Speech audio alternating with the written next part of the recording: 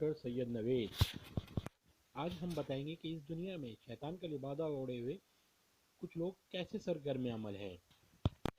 हिंदुस्तान में जाली झप्पी पीरनी की धूम, मासूम और जाहिल आवाम को बेवकूफ़ बनाते हुए ये पीरनी अपनी तमाम हदें और मर्यादें पार कर चुकी है।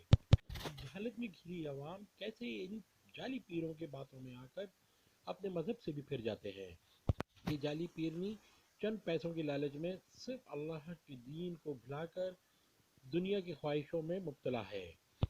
शरीयत, तरीक़त और मार्फत का नाम लेकर उसका मजाक उड़ाया जा रहा है और अल्लाह की हदों को पार किया जा रहा है।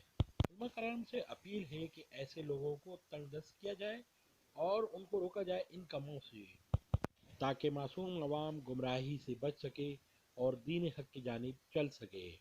दुनिया की मोहब्बत में लगाकर आम लोगों को आखिरत की फ़िक्र से बेफिक्र कर देते हैं और जो कि गुमराही की तरफ राग़िब हो जाते हैं, वो अपने कामों में इस कदर आगे बढ़ जाते हैं कि शैतान के पैरोकार बनकर शैतानी अमल करने से भी बाज नहीं आते और अपने नबी पाक सल्लल्लाहु अलैहि वसल्लम के दीन का मजाक उड़ाते हैं और उनकी शरीयत के बरअक्स काम करने पर मजबूर हो जाते हैं। उलमा कराम से अपील है कि ऐसे अफराद की गिरफ्त की जाए और लोगों को गुमराहियों से बचाने में उनकी मदद की जाए, ताकि लोग अल्लाह के दीन पर हक से कायम रह सकें।